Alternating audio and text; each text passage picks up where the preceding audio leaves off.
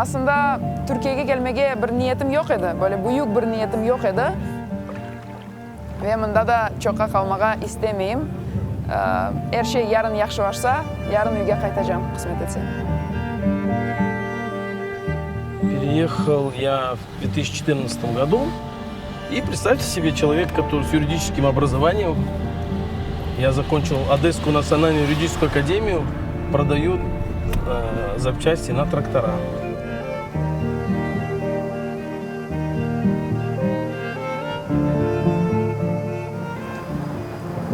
Kırım benim vatanım. Ben çok severim Kırım'ı.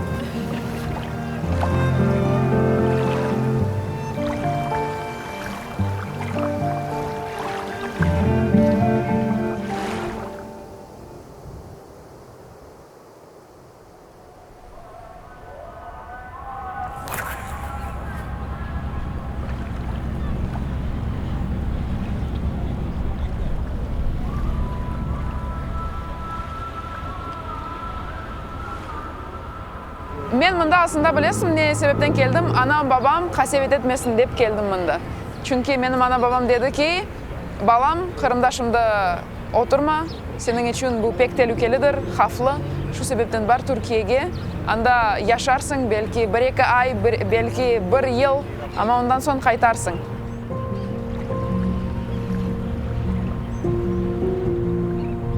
Переехал я в 2014 году. Так получилось, что я поехал в хадж, и после хаджа приехал в Крыму, и уже мне стало некомфортно.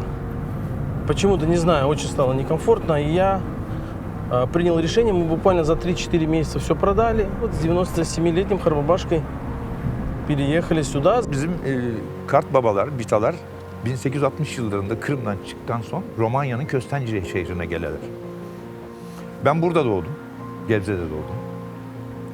1935 yılında Romanya'dan gelgen aileler gemiyle gelirler buraya. Tuzla degen bir liman var. Tuzla degen limanda ineler, son Gebze'ye gelirler, yerleşirler. 148 koranta gelir buraya.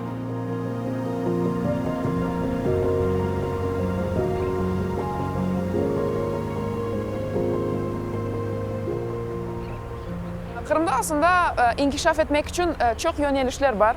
Ben özüm için misal özüm için tapkan edim bu yönelişlerini ve Allah kısmet etse bu yönelişlerde çalışmaya isteyim. Gelecekte benim için hocalık ve öğretim sahalarından işte işlemeler pek meraklı geliyor benim için ve onların devam etmeye isteyim. Çünkü görüyorum ki bizim yaşlarımız öz ana tilini öğrenmeye misal için istey. Ve öz balalarına da ana tilini aşılamaya isteyler. Ve ben bilesem bu sahadan ben yardım edebilirim. Заниматься абсолютно не понимал, чем я буду. Вот. И, конечно же, первое время было очень непросто, не знал, чем себя занять. И чтобы не раскисать, я пошел работать, человек, который никогда в жизни не держал инструментов, я пошел работать в СТО, в яме, ремонтировал бампера, чтобы узнать турецкий менталитет, чтобы выучить турецкий язык. Зарплата у меня тогда была, если я не ошибаюсь, $230 в месяц. Вот это первым, чем я занялся. Потом меня пригласили в магазин тракторных запчастей. И представьте себе, человек, который с юридическим образованием, я закончил Одесскую национальную юридическую академию, продают запчасти на трактора. Вот. И потом мы купили себе квартиру, и я видел, как это все происходит, видел, как нас, в первую очередь, меня самого, когда я только приехал в Турцию, обманули. Я учел все эти моменты, потом приезжали друзья, родственники, помогал им купить квартиру и наловчился, и уже меня пригласил один человек, Хусейн Бей, мой большой наставник, и я начал работать у него, научился всему. И вот до сих пор мы вместе теперь с одного офиса, у нас уже несколько офисов, тоже там под 5-10 сделок в месяц, то есть вот так мы выросли. Ve bunlar önce çiftçilikle çalışanlar çiftçilik yaparlar. At yetiştirirler. Benim dedem at yetiştiriyor mesela. Bizim yan tarafımızda bir ahır var idi.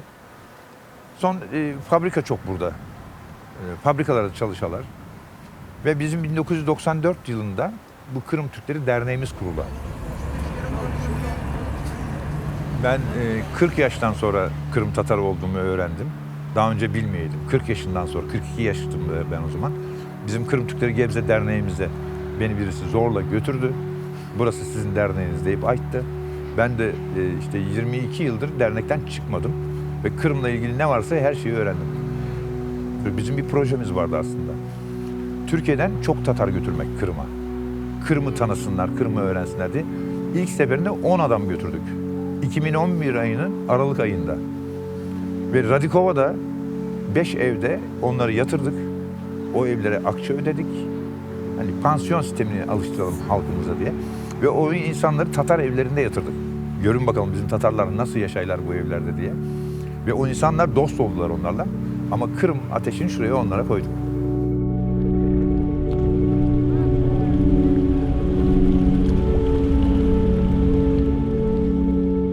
Kırım muhitinde ne mında İstanbul'da yetişmeyi, Türkiye'de aslında Kırım muhiti yetişmeyi elbette.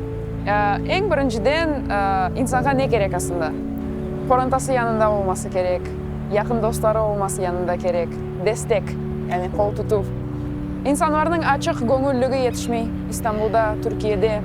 Ben aslında Türkiye'ni daha çok dolaşmadım. Birkaç şehrinde oldum. Çok zamanımı İstanbul'da geçirgenimden sebep belki böyle düşünceler geliyor. Bunda dolandırıcı var çok.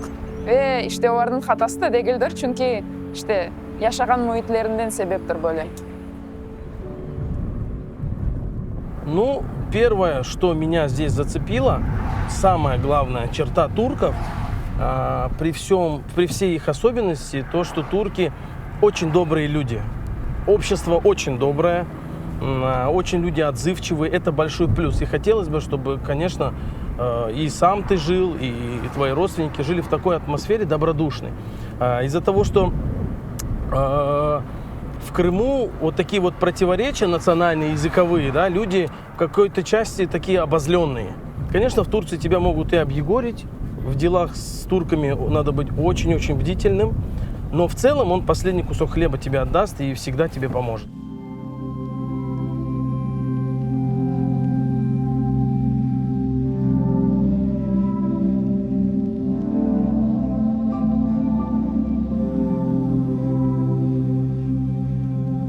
Bu caddemiz Gebze'nin en düzgün caddesi olup Kırım'dan, Romanya'dan gelen Kırım Tatarların kurduğu bir mahalle burası bizim.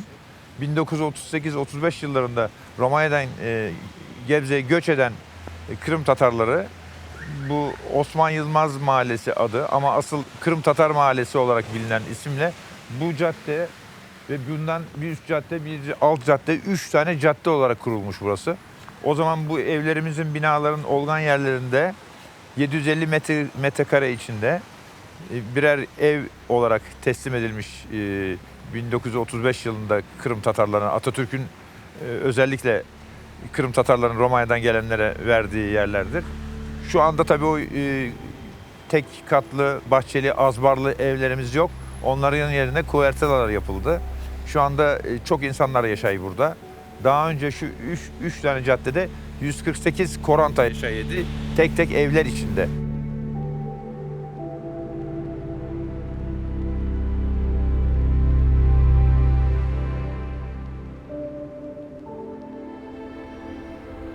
Ne içindir tilimizni Kırım için böyle popüler bir til olarak yapmayık.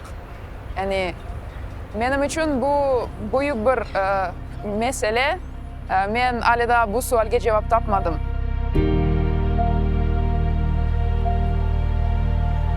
Elbette Kırım'daki bütün sakinler bizim ana tilimizni öğrenmeye istemez %100. Ama buna Kırım Tatarlar için bu yani mecburi şekilde öğretmesi gerek. Yani ideal bir şekilde. Kalan halk vekilleri için belki fakultatif gibi ama herkes az Kırım Tatar tilini bilmeye gerek. Çünkü bu Kırım'ın tamır tili. Yani onu bilmesen demek ki bütün Kırım senin için açık olmaz. Böyle bir şey yaratmaya gerek Kırım için. Ama gene de ben belirlesem bunu yaratmak için hükümet tarafından bir destek gelmeye gerek. Her bir taraftan ana tilimizni yaşatmaya isteseler, tek böylelikle bizim tilimiz yaşayacak ve inkişaf edecek. Kırım Tatar şahısı olarak böyle en mühim bir şeylerini ayırmaga mümkün ve men belesem til bu en böyle mühim faktörlerinden birisi. Birisi değil, en mühim faktörü. Bu tildir. Çünkü tilde hem medeniyet var, hem bizim işte dünya bakışımız, yani halkımızın dünya bakışı, hem de bilmeyim bizim münasebetlerimiz birbirimizden her şey tilde var. Eğer insanlar tilini saklasa, demek ki halkını da saklayacak. Нас должна объединять общая цель. Когда мы добьемся чего-то, когда у нас что-то будет, на чем мы объединимся все вместе, тогда мы поправим свой язык.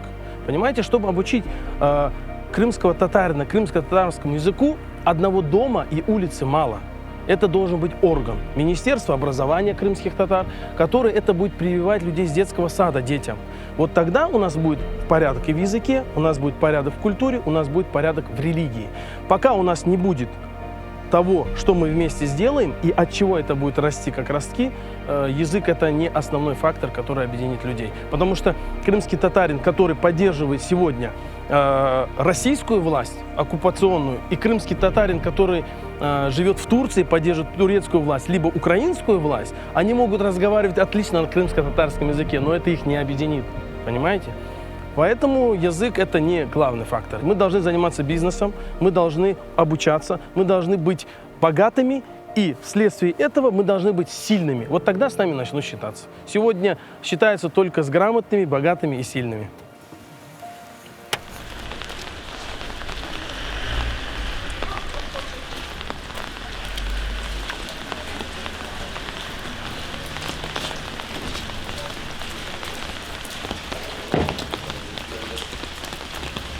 Hoş geldiniz. Hoş geldiniz. Eldar hoş geldin. Geçiniz bakalım. Buyurun. Hanım yoklar onlar. Bizim için Kırım Tatar dili ana dilimiz bizim. Biz onu bilmezsek bizim insanlarımıza konuşup olamayız. Dili olmayan millet olmaz. En başta bunu bilmek gerek. Kartlarımız, bitalarımız bize aytmadık. Ya göremedik biz onları belki. Onlar çok kartladılar, geçindiler. Ben tanımadım onları yani. Ayttılarsa çocukken belki hiç duymadım ben onları. Ama biz dilimizi ondan öğrenemedik. Bazen kızarlar mesela. Ben de ilk zaman ballar buraya bizim Tatar ballar geldiği zaman hep Rusça konuşaydı zaten. Çok kısaydım onları. Niye Rusça konuşuyorlar, Tatarca aytmaylar diye. Ama yalnız olduğumuz zaman Tatarca aytmayımız. Türkçe konuşamız. Nasıl o ballar orada Rusça eğitim gördüyse, Rusça konuşuyorlarsa biz de Türkiye'de Türkçe eğitim gördük, Türkçe konuşuyoruz. Tatarca dilinde eğitim görsek Tatarca aytacaktık. Ve bundan da kullanırdım ben o zaman. Dil bilmek gerek, hepsini bilmek gerek.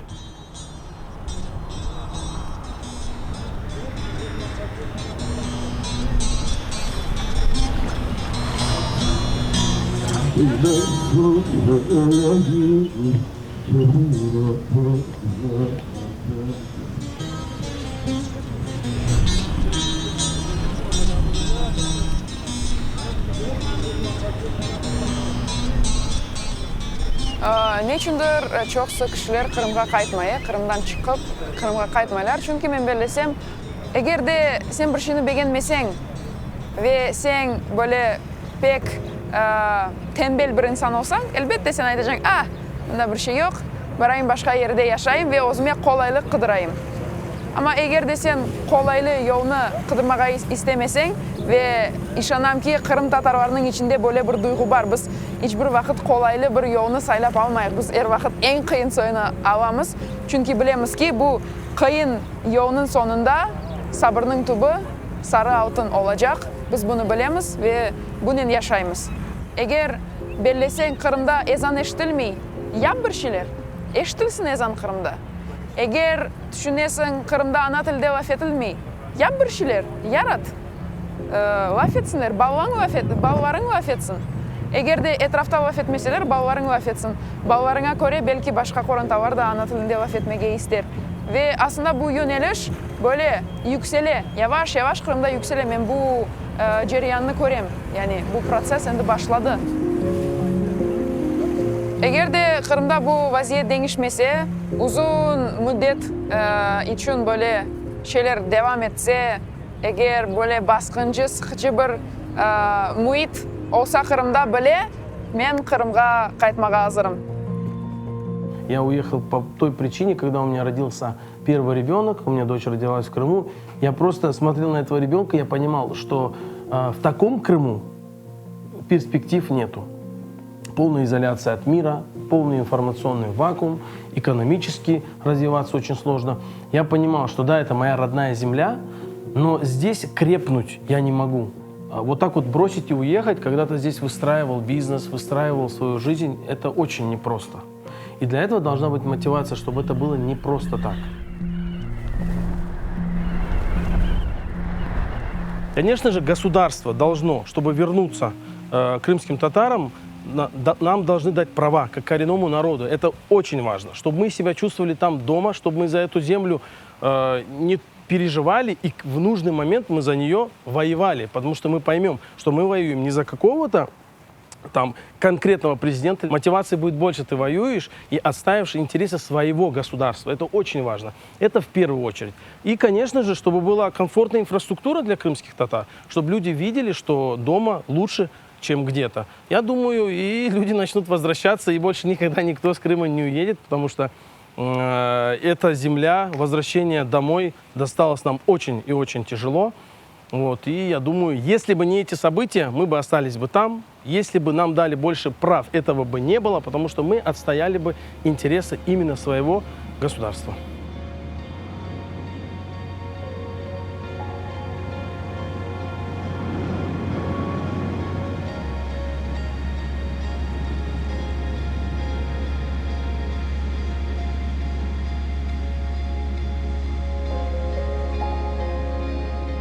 Şimdi gençlerimizden, bizim yaşlarımızdan oraya kayıtmak isteyen çok göremiyorum ben. Yok hemen hemen. Çünkü onları aşılamak gerek.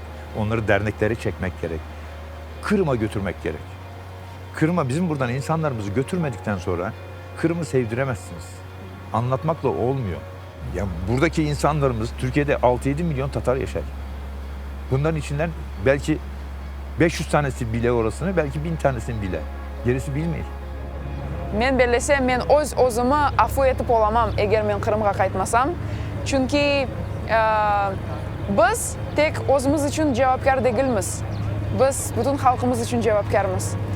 Chunki bizim qarbobolarimizning, bidalarimizning jasadlari Kırımda yata, rahmet olsun ular jonivorina. Ve biz de ularga hurmat etib, ularning butun bu mojarolarini, butun bu işte becergen işlerini nafli keçmesin deb yaşamaga istesek, kene de Kırımga qaytmaga kerekmiz ve Kırımni yaşatmaga kerekmiz.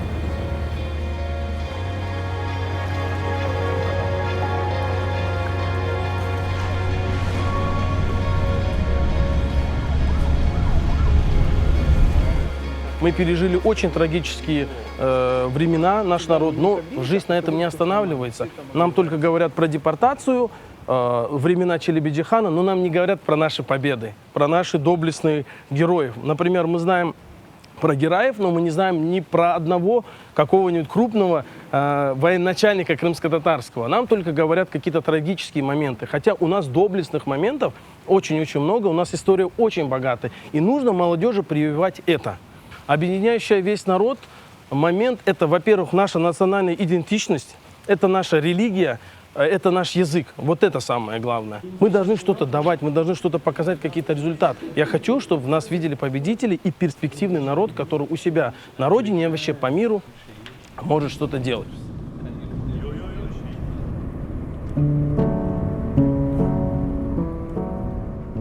Крымско-татарская национальная идея заключается в том, чтобы у нас был наш уголок, где мы считаем это родной землей и где мы можем жить полноценно, как крымские татары. Разговаривать на крымско-татарском языке, вести бизнес по-крымско-татарски, вот, иметь какую-то небольшую... Нам нужны органы крымско-татарские, которые, во-первых, могут отстоять даже физически, да, интересы крымских татар. Это в первую очередь. Поэтому нам в первую очередь нужен наш уголок, где мы можем развиваться. Вот это должно объединять всех крымских татар, и мы все должны делать для того, чтобы вернуться на родину и развиваться. men bilesem bizim halkımızga çok kişi de gerek mi? Bizim halkımız işkir bir halk, emek sever bir halk. Bizge eğer kimse baskı yapmasa, bizni sıkmasalar, halkımız o'z-o'zidan gulleyecek. Yani biz şimdi bir gonca gibi, eğer bizni taptalamasalar, açacağımız. İlla açacağımız. İnsanlarımıza faydalı olmak, onlar için bir şeyler yapmak çok güzel şey. Şu Ruslar Kırım'ı basmasaydı biz Kırım'a çok şeyler yapacaktık. Ben çünkü Tatarlığımı geç öğrendim. Onun için benim çok borcum var. Çok iş yapmam gerek. Benim kart babalarım, bitalarım Kırım'ı terk edip gitti. Ama şu anda Özbekistan'a gidip Özbekistan'da veya Sibir'de, Tacikistan'da yaşayanlar terk etmediler orayı.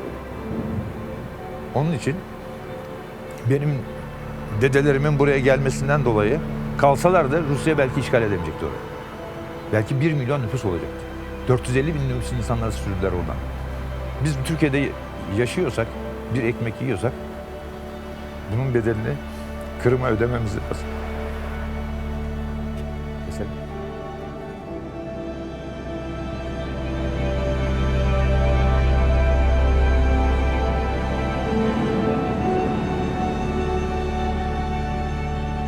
Bazen kızalar bana, Recep başka bir şey yok mu burada? Hep Kırım mı, Kırım mı? Evet. Hep Kırım.